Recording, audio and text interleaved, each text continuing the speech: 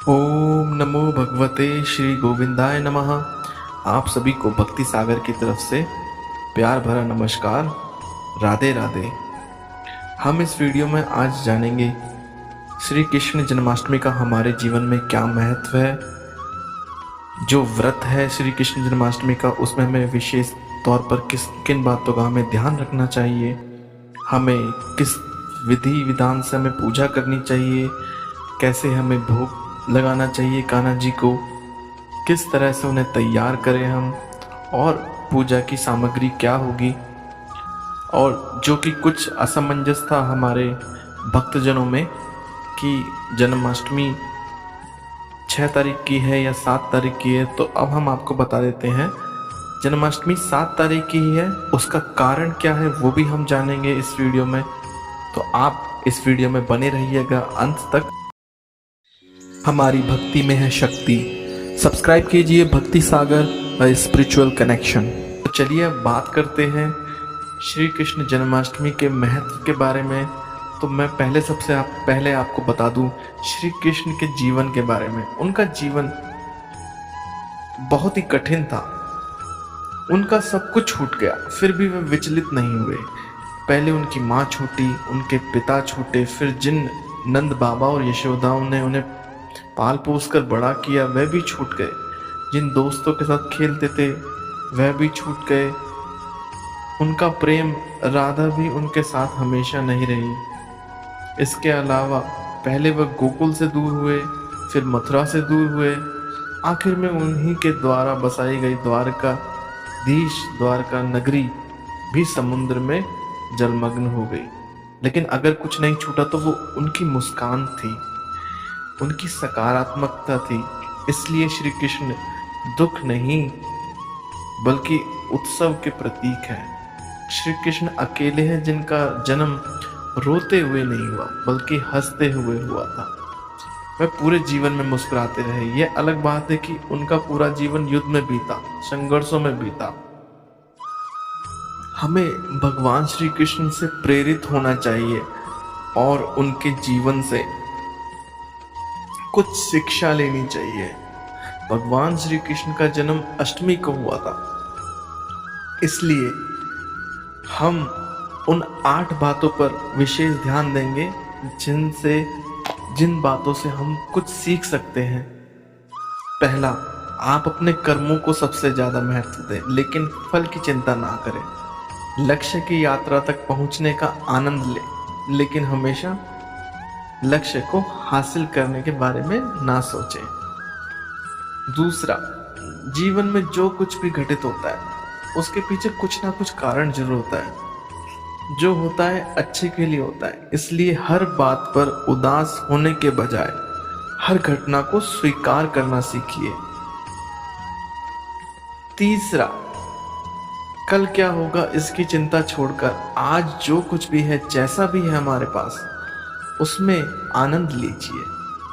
चौथा, क्रोध, लोभ, अहंकार नरक के 3 द्वार हैं। इन तीनों बुरी आदतों को आज ही त्याग दीजिए। जीवन में शांति ही शांति होगी। पांचवा, जीवन में आगे बढ़ने के लिए अपना आराम, पैसे, समय और सुरक्षा को त्याग करने के लिए हमेशा तैयार रहना चाहिए। छठा, हमेशा विनम्र बनिए, दूसरों को खुशी देने की कोशिश करिए। बिना विनम्रता के बड़ी से बड़ी सफलता भी बेकार है। सातवां, कोई भी काम छोटा या बड़ा नहीं होता। आप हमेशा अपने काम से प्रेम कीजिए। जो भी आप काम कर रहे हैं उसे मन लगा के कीजिए।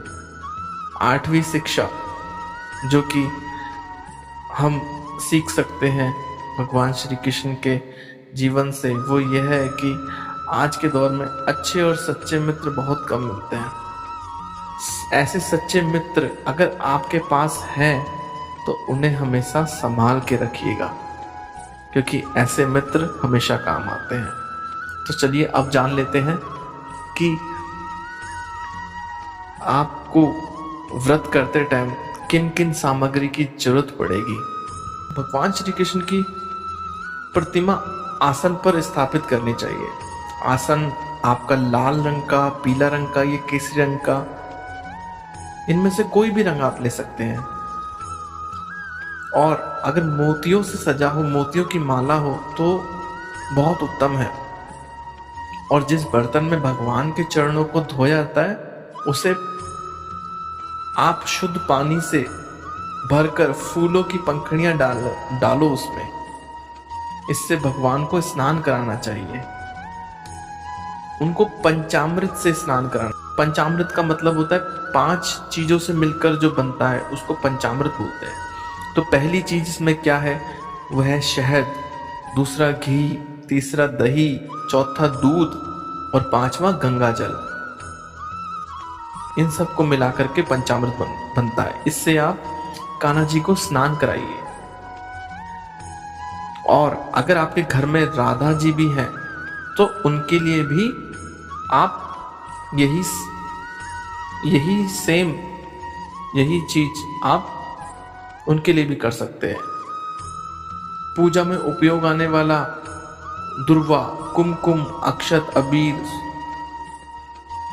फूल, शुद्ध जल, ये आप इस्तेमाल कर सकते हैं।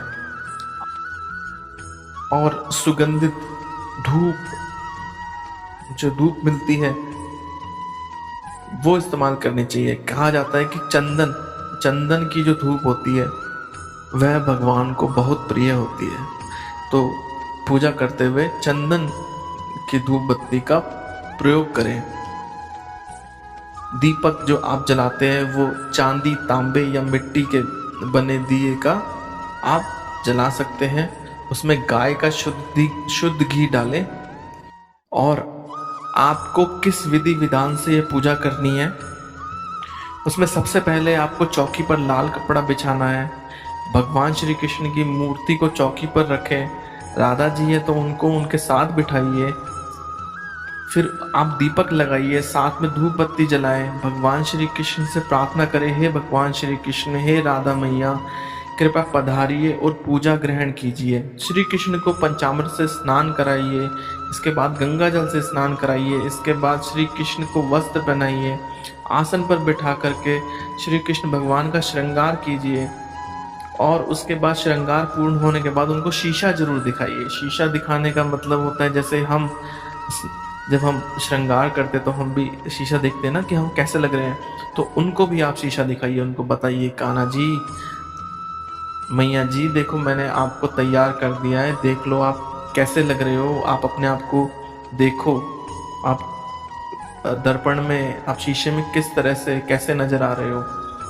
फिर माखन, मिश्री व अन्य भोग सामग्री भगवान को अर्पण कीजिए। तुलसी का पत्ता विशेष रूप से अर्पण कीजिए। पीने के लिए गंगा जल दीजिए उनको। इसके बाद फूल की माला, फूल अर्पण कीजिए। उसके बाद श्री कृष्ण पर ध्यान दीजिए कि श्री कृष्ण बच्चे के रूप में पीपल के पत्ते पर लेटे हुए हैं। उनके शरीर के अंदर अनंत ब्रह्मांड है। जैसे श्री कृष्ण ने बचपन में अपना मुंह खोल करके माता यशोदा को ब्रह्मांड के दर्शन कराए थे, तो उसी का ध्यान धरिए। और कि आप इस तरह से सोचिए कि कृष्ण भगवान आपके पास बैठे हैं, पीपल के पत्ते के ऊपर लेटे हैं, और वह आपको अपना मुंह खोल करके आपको ब्रह्मांड दिखा रहे हैं और अंगूठा चूस रहे हैं, खेल रहे हैं, माखन खा रहे हैं। तो उनका ध्यान रखिए, आप उनका ध्यान कीजिए। इसके साथ ही श्री कृष्ण के नाम का अर्थ बार बार चिंतन कीजिए। अब आपको मैं श्री कृष्ण के नाम का अर्थ बताता हूँ। कृष्ण का अर्थ है आकर्षित करना। अणा का जो अणा आता है कृष्ण, आखिरी में अणा, उसका अर्थ है परमानंद या पूर्ण मोक्ष। इस प्रकार कृष्ण का अर्थ जो बनता है वह है जो परमानंद या पूर्ण मोक्ष की ओर आकर्षित करता है, वही कृष्ण है। समझे आप? और इसके बाद आप इस मंत्र का जाप कर सकते हैं। ओम नमो भगवते श्री गोविंदाय नमः। भगवान श्री कृष्ण के इस मंत्र का जो भी जाप करता है उसे सुख, समृद्धि और सौभाग्य की प्राप्ति होती है। अब मैं आपको बता दूं कि जो जन्माष्टमी है